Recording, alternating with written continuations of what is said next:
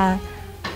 사찰은 서적 간행의 한 주체로서 조선의 출판 문화 형성에 매우 중요한 업무를 수행하였습니다. 내포 지역의 경우 가야산을 중심으로 수많은 사찰과 암자들이 형성되어 있었으며 목판이 지금까지도 현존하고 있어서 불교 서지학적으로 중요한 지역이라고 할 수가 있습니다. 불교문화재재단에서 발간한 한국의 사찰문화재 목판 일제조사에 따르면 현존하는 보온사 목판은 총 14종입니다. 목판에 새겨진 간행 기록을 통해서 16세기를 중심으로 집중적인 불서 간행이 이루어졌음을 알 수 있습니다. 시기적으로 앞서고 완전성을 유지하고 있기 때문에 그 가치가 높다고 할 수 있습니다.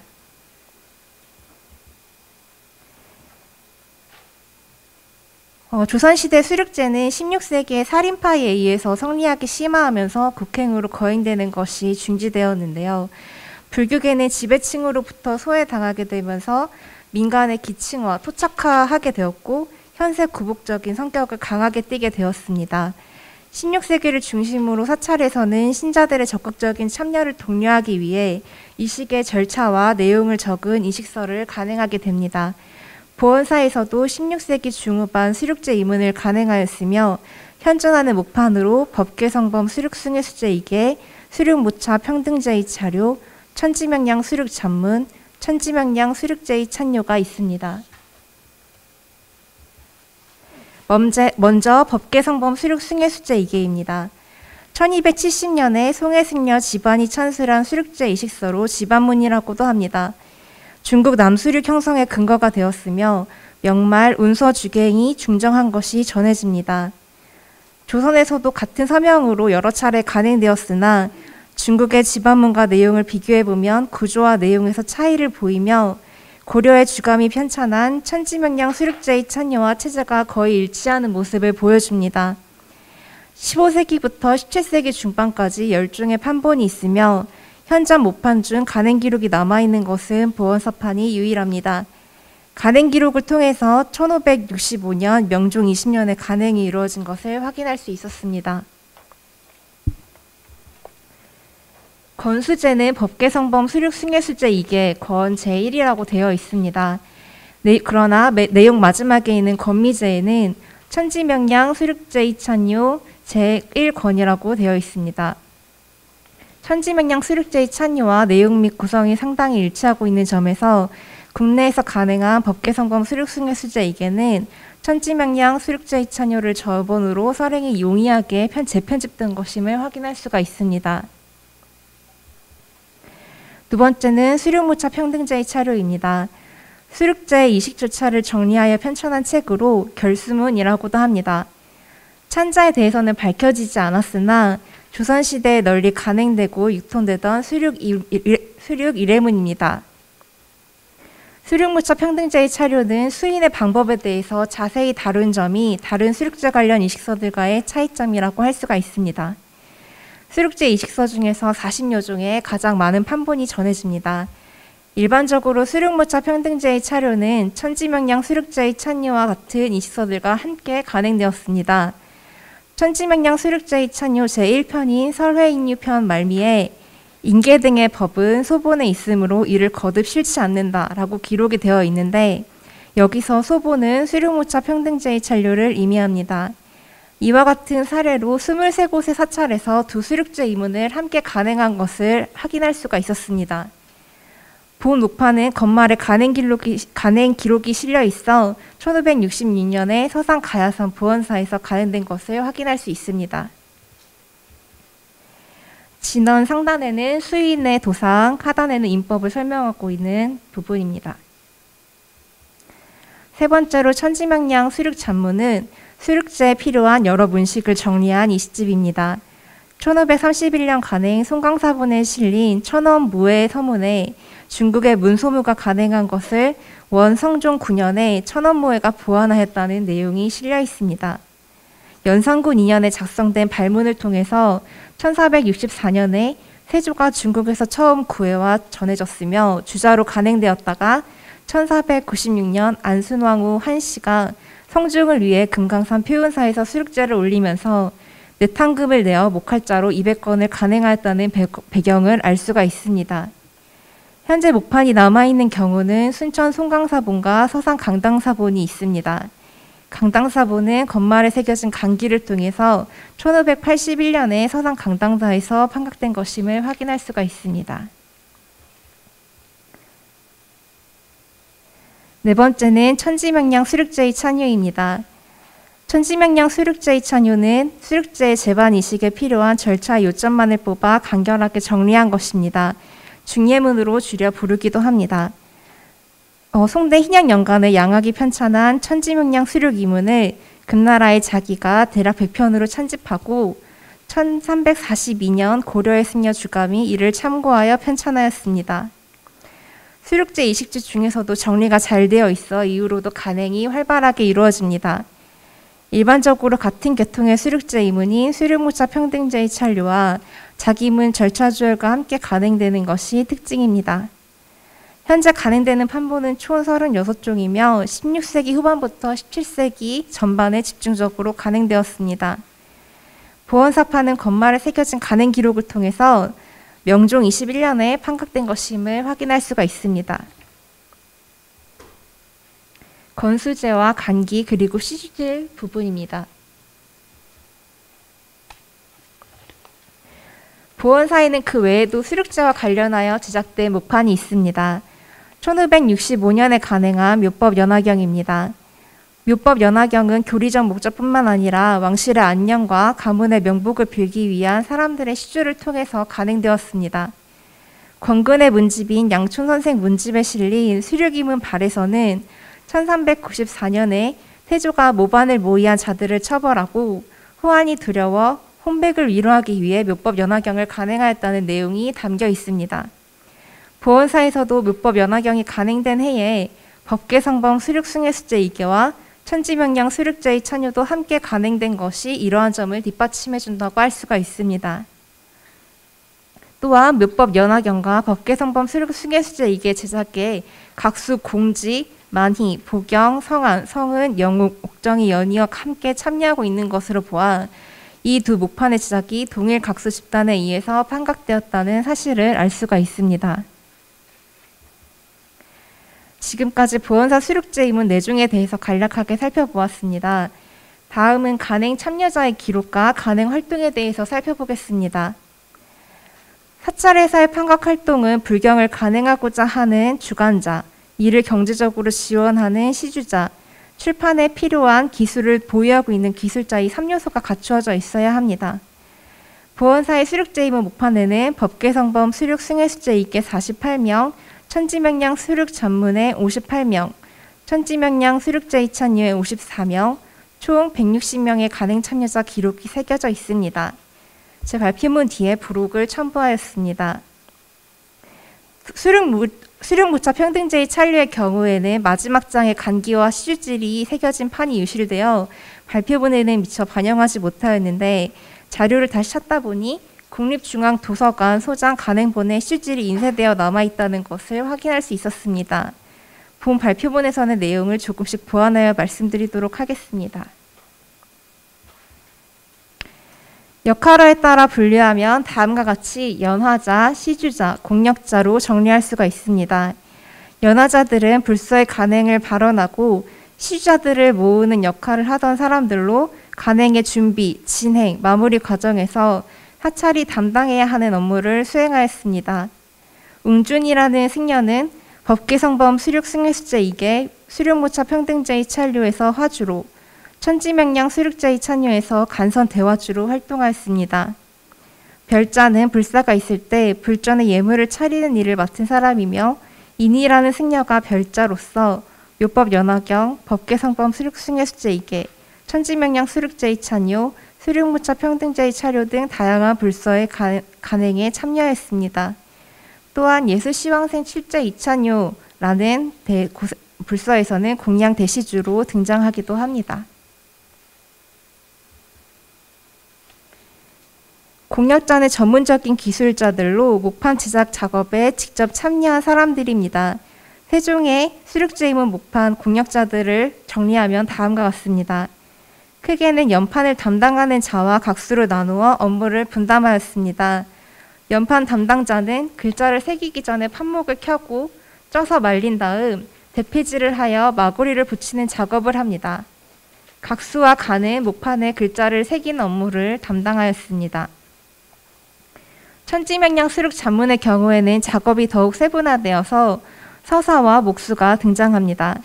서사 담당자는 판화분을 정수하는 업무를 담당하게 되는데, 광해의 경우 보원사에서 각수로 활발히 활동했던 인물로 천지명량 수륙 잡문에서는 서사자로 활동한 점이 주목됩니다. 간행 참여자의 신분에 대한 기록은 이들에 대한 정보를 좀 더 명확하게 보여줍니다. 크게 승려와 일반 속인 집단으로 나누어 살펴볼 수가 있습니다. 이 중 눈에 띄는 사례로 통정대부 상선 강맹필을 들 수가 있습니다. 강맹필은 상선으로서 내시부의 종 입품 한간직을 수행하는 자로 실록에서도 그와 관련된 기사를 찾아볼 수가 있습니다. 당시 내수사를 통한 왕실의 사찰 지원이 긴밀하게 이루어지며 내시와 상궁의 사찰 왕래가 잦았던 만큼 보원사의 목판 간행에 왕실의 지원이 있었는가에 대한 궁금증이 있지만, 개인적인 목적으로 목판 간행에 참여했을 가능성도 있기 때문에 추후 관련 자료의 발굴을 통해서 밝혀내야 할 부분으로 보입니다. 다음은 간행 참여자의 활동 범위입니다. 보원사에서 활동한 간행 참여자들이 가야산에 위치한 인근의 사찰 간행 활동에도 등장하는 경우가 있습니다. 개인 또는 집단이 사찰관을 왕래하며 불서를 간행한 것은 전 지역적으로 보이는 특징이라고 할 수 있습니다. 보원사, 계심사, 가야사의 경우도 이와 같은 특징을 보이며 간행 참여자의 활동 범위를 통해서 세 사찰의 관계를 살펴볼 수가 있습니다. 발표문의 72쪽 표 5를 참고하시면 좋을 것 같습니다. 시주자에서 시주자로 타사찰과 목판 간행에 참여한 경우를 보면 이식과 관련되어 있음을 알 수가 있습니다. 현존하는 목판과 간행본을 살펴보았을 때 계심사나 가야사에서는 이식집을 간행하지 않은 것으로 보아 수륙제 예수제와 같은 이식이 보원사를 중심으로 이루어졌고, 이에 보원사에서 이문 간행에 시주가 활발히 이루어질 수 있었던 것으로 보입니다. 또 각수 광해는 보원사에서 이식문인 예수 시황생 칠자 이찬요, 천지명량 수륙 전문과 더불어 달마대사 혈맹론, 도가는변 모자리용론 제작에 참여했으며, 인근 사찰인 계심사에서도 개초심학 인문, 몽사나상 육도보살의 판각 활동에 참여했습니다. 천지명량 수륙 잡문에서는 서사자 광해로 기록되어 있어 서사자로서도 활동한 것이 확인됩니다. 교정이나 서사를 담당한 인물은 대체로 학식이 뛰어난 승려일 가능성이 크기 때문에 간행 활동에 있어서 전반적으로 그의 역할이 컸을 것으로 보입니다. 김아련은 보원사에서 묘법 연화경, 제반문, 달마대사 관심론의 시주자로 참여를 하였으며 4년 후에 계심사에서 간화자로서 간행을 책임지게 됩니다. 김인기 또한 보원사에서 달마대사 혈맹론의 시주자로 참여하였고 42년 후 가야사에서 간행한 성간자재 고수 육자 선정에 화주를 맡게 된 것을 확인할 수가 있습니다. 각수 및 서사자 광해 그리고 간화 김아련과 함께 계심사 불사에 참여하면서 계심사판, 개초심학 입문, 몽사나산 육도보설을 간행한 각수 집단의 활동도 확인할 수가 있는데 각수 개선, 묘순이 이에 해당합니다. 보원사에서의 불서 간행은 계심사 목판 간행 이후에도 강당사라는 이름으로 간행이 더 이루어졌기 때문에 보원사의 간행 활동이 사그라드는 시점에서의 과도기적인 현상으로 보입니다. 시주자들이 한 사찰에 구애받지 않고 그 지역의 사찰에서 이루어지는 불사에 자연스럽게 참여하는 한편 보원사에서 활동하던 각수 또한 풍부한 간행 경험을 통해서 새롭게 간행 활동을 시작한 사찰의 인력을 보강하며 목판 간행에 있어 인근 지역 사찰과 협력적인 관계망을 형성하고 있었다는 것을 확인할 수가 있습니다. 1608년부터 1609년 동안 충청남도 홍주 목사로 부임한 이수강의 문집인 지붕집 건 13 홍량록에 각수 묘순에게 주는 오원일시가 실려 있어 당시 강해와 함께 계심사 목판의 제작에 참여했던 묘순의 활동상을 엿볼 수가 있습니다. 목판을 제작하는 과정에서 더 나아가서는 인쇄하는 과정이 이루어집니다. 그중 종이의 공급에 대한 기록이 인근에 있는 가야사를 중심으로 전해집니다. 17세기 인물인 조국선은 유년 시절을 덕산에서 보낸 인물로 그가 작성한 일기인 인제일록, 치곡일록에는 가야사의 제지활동에 대한 기록이 많이 남아 있습니다. 가야사에서도 1621년에 성관자재 고수 육자선정이 제작되었는데 앞에서 언급하였듯이 보원사판 달마대사 혈맹론에서 시주를 참여했던 김인기가 화주로 등장하기도 합니다. 가야사에서 종이를 제작할 수 있었던 것은 종이를 제작할 수 있는 인력과 환경적 조건이 갖추어져 있었다는 것을 의미하므로 이는 인근의 사찰끼리 협력적인 관계 속에서 간행에 필요한 자원을 서로 보완하였을 것으로 추측할 수가 있습니다. 1623년에는 가야사의 승려들이 모두 도망가 절이 텅 비어 일조함으로 가 종이를 공급받는 지경에 이르게 됩니다. 가야사의 제지 작업 중단은 인근 사찰에까지 영향을 미쳐 17세기 이후 서산지역 목판의 간행이 일시적으로 중단되는 양상을 보인다는 것을 확인할 수가 있었습니다. 보원사 수륙제 목판의 형태를 살펴보기에 앞서 먼저 보원사 목판의 특징을 전체적으로 살펴보겠습니다. 보원사에서 제작한 목판은 대부분 가로로 매우 긴 장방형입니다. 개심사 가야사에서 판각된 목판도 이러한 형태를 가지고 있는 것으로 보아 가야산에 위치한 사찰의 특징이라고 할 수가 있습니다. 일반적으로 목판을 판각할 때 한 장씩 앞뒷면에 새겨 총 2장이 되도록 인출을 합니다. 그러나 위와 같은 목판은 앞뒷면에 2장씩 새겨 총 4장이 인출되도록 새겼습니다.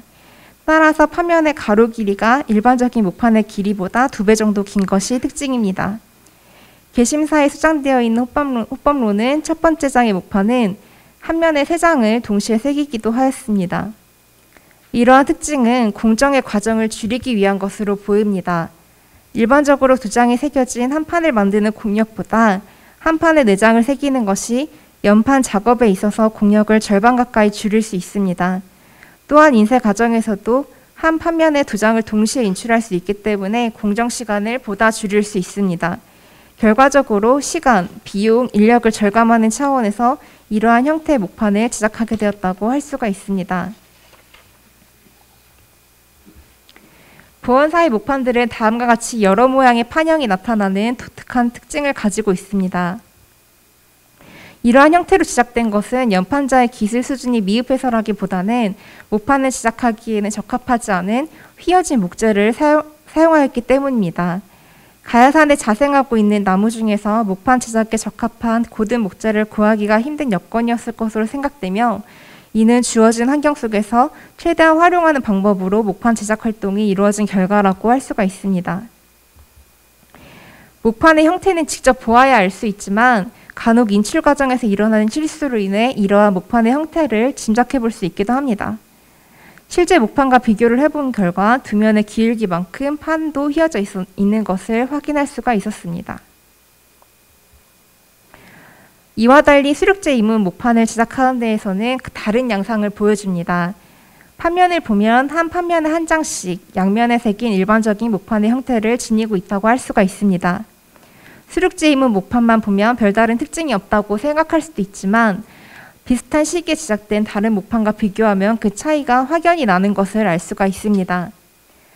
수륙제 이문 목판과 같이 일반적인 목판의 형태로 제작하기 위해서는 한 판면에 2-3장씩 새긴 목판에 비해서 목재나 물자, 공정시간을 더 들일 수밖에 없습니다.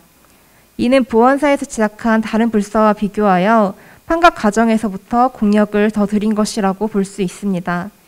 수륙제 이문의 간행은 망자의 천도를 기원하는 수륙제 이식을 위한 것이라는 목적이 분명하였기 때문에 책을 만드는 과정 자체도 하나의 이식으로 인식했을 가능성을 보여줍니다.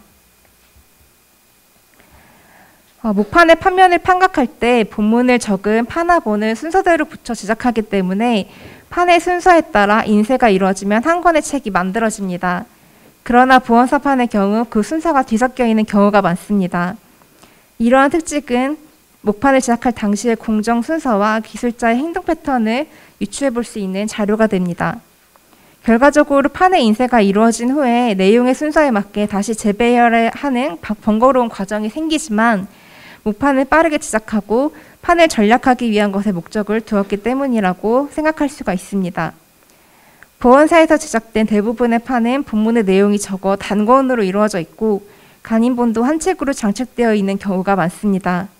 인쇄가 이루어진 후에 내용의 순서가 섞이더라도 그 순서에 맞게 배열하는 공정이 비교적 빠르게 이루어질 수 있다는 판단으로 미리 마련된 판화본을 본문의 순서에 상관없이 판에 붙여 판각한 것으로 보입니다. 그렇다면 이러한 현상의 예외적인 경우는 어떠한 특징을 지니고 있는지 살펴보겠습니다. 판수가 10판 이내인 경우를 제외하며 수륙제 이문 목판이 이에 해당합니다. 수륙제 이문 목판은 그 판수와 내용이 적지 않음에도 판면에 뒤섞임 없이 순서에 맞게 제작되었음을 표를 통해서 알 수가 있습니다. 또한 수륙제와 관련하여 함께 간행되었을 것으로 보이는 묘법 연화경의 경우에는 판의 순서는 내용에 따라 배열되었지만 판면에 새겨진 장의 순서는 불규칙하게 배열되어 있음을 확인할 수가 있습니다. 하나의 판에서 순서가 서로 섞인 것이기 때문에 결과적으로는 판의 배열 순서에는 영향을 미치지 않습니다. 이는 판 자체의 순서를 의식하여 제작이 이루어진 것이라고 할 수가 있습니다. 그 차이를 살펴보면 먼저 천지명량 수륙 잔문은 본문이 문, 표장, 방, 소 등으로 나뉘어 다양한 내용 구성 방식을 지니고 있고 목록이 기재된 판이 따로 수록되어 그 내용의 순서를 정확하게 인지할 수 있다는 점입니다. 또 수륙 무차 평등제의 찬류, 천지명량 수륙제의 찬류처럼 각 편에 제1, 제2와 같이 숫자를 부여하여 그 순서를 분명히 드러내고 있는 경우라 할 수 있습니다. 수륙제 이문집이 아니더라도 오대진원 수구경처럼 진원을 독송하기 위해 제작했거나 승가 이름 CC 무건 작법처럼 바루공양 이래와 식사이식과 관련한 절차를 담고 있는 경우에는 인쇄할 때 본문의 순서가 섞이지 않도록 유념하여 제작한 것을 볼 수가 있습니다. 율법 연화경의 경우 하나의 판 안에서는 순서가 섞여 있더라도 판 자체의 순서를 지켜가며 판각한 것은 경전이라는 점을 인식하여 제작한 결과라고 볼 수 있습니다. 또한 권의 구분이 확실하고 다른 책과 비교해 내용이 방대하기 때문에 인출 후의 상황을 고려한 것으로 추측할 수가 있습니다. 이상으로 보원사 수륙제이문 목판의 서지학적 분석을 통해서 목판 제작과 간행활동, 목판의 형태적 특성에 대해서 살펴보았습니다. 수륙제 이식을 설행하기 위해 제작된 수륙제 이문은 보원사의 그 목판이 거의 온전한 형태로 전해지고 있으며 수륙제를 설행하였던 보원사의 모습을 복원하는 자료로서 중요한 역할을 합니다. 보원사에서 판각된 수륙제 이문 목판 총 4종은 간행본의 원형을 살펴볼 수 있다는 점에서 그 가치를 찾을 수 있습니다. 보원사 수륙제 이문 목판의 분석을 통해서 불사에 참여한 인물들의 모습을 드러내고 제작 과정을 복원함으로써 수륙제 이문의 모습이 더욱 명확해질 수 있을 것으로 기대해 봅니다. 감사합니다.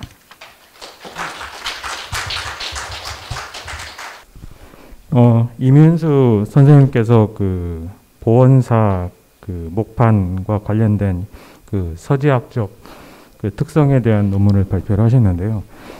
근데 사실 뭐 저는 전공이 조선시대 역사이 사실은 전공이라서 목판의 서지적 특성에 대해서는 사실 이 전문적으로 그 평가를 할 수 있는 사실 그런 능력은 가지고 있지 않고요.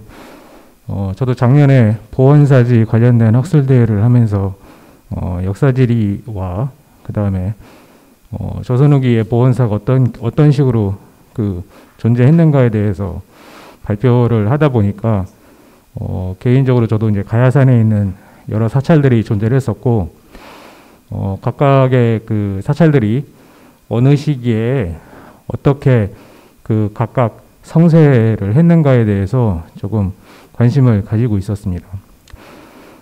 저도 이제 그렇게 이제 자료를 찾다 보니까 그 이민 선생님의 그 목판과 관련된 논문을 굉장히 자세하게 봤거든요. 사실 그 이민 선생님 논문을 제외하고 역사적 관점에서 봤을 때 그 보원사에 대해서 설명할 수 있는 조선시대 논문이 사실상 그 없다 보니까 저도 굉장히 많이 참고를 했고, 그 다음에 그 뒷부분에 보면, 그 선생님 뒷부분에 보면은 그 여러 시주들과 그 각장이 이렇게 나오거든요. 그러니까 실제 인물들이 나오다 보니까 저도 궁금해서 이제 인물들을 좀 추적을 한번 해본 적이 있거든요. 작년에. 그래도 저는 개인적으로 사실 실패를 했는데 이 인물들을 찾기 위해서는 이제 이거와 관련된 그 아까 처음에 말씀하셨던 상산산매라든가 뭐 주변에 있는 그 양반들이 쓴 일기들 이런 것들이 현재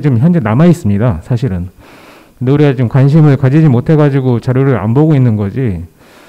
조금만 노력을 가지고 있다면 가야산에 있는 사찰과 관련돼서 우리가 이제 조선 후기 부분이 사실은 이제 많이 그 연구가 되어 있지 않지만 사실 이제 보원사 목판도 보면은 다 그 명종대에 사실은 집중되어 있는 거거든요. 그러면 조선 후기에는 그런 게 없을까? 분명히 저는 개인적으로 있었다라고 생각이 듭니다. 다만 이제 보원사가 맡았던 가야산에서의 그 정치적 위치가 아마도 뭐 개심사라든가 뭐 가야사 뭐 이쪽으로 해서 옮겨진 형태로 좀 가야산의 성세가 그 유지가 됐던 것이 아닌가라고 개인적으로 생각을 하고 있었습니다. 그래서 이제 그 토론은 이런 배경을 가지고 저는 이제 서지학을 잘 모르니까 역사적 관점에서 조금 토론을 해보고자 합니다. 첫 번째는 보원사에서 간행된 불경은 매우 짧은 시기에 형성이 된 것입니다. 대부분의 불경은 명종대에 간행이 되었고 길어야 광해군대를 넘지 않습니다. 사실상 명종대를 보는 게 좋을 듯한데 과연 그 이유는 무엇일까? 왜 보원사가 조선시대를 통틀어서 하필 명종대랑 깊은 관련이 있을까? 명종대 역사상과 보원사 그 불경 간행의 어떤 특징이 있지 않을까 생각이 듭니다.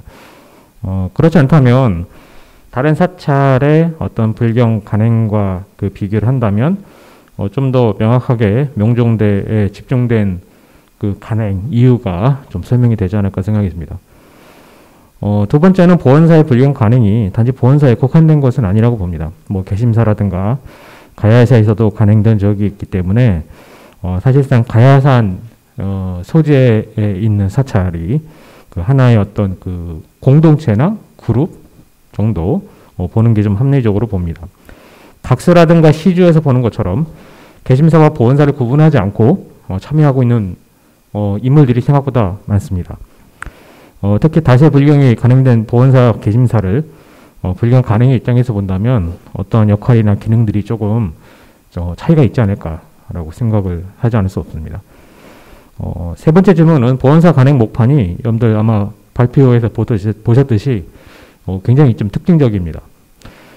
이미 발표분에서 여러 사진을 통해서 본 바와 같이 일반적인 목판하고는 사실 좀 많이 다르거든요. 이제 일반적인 목판은 이제 직사각형 형태로 다 되어 있는데 여기는 그렇지 않았습니다.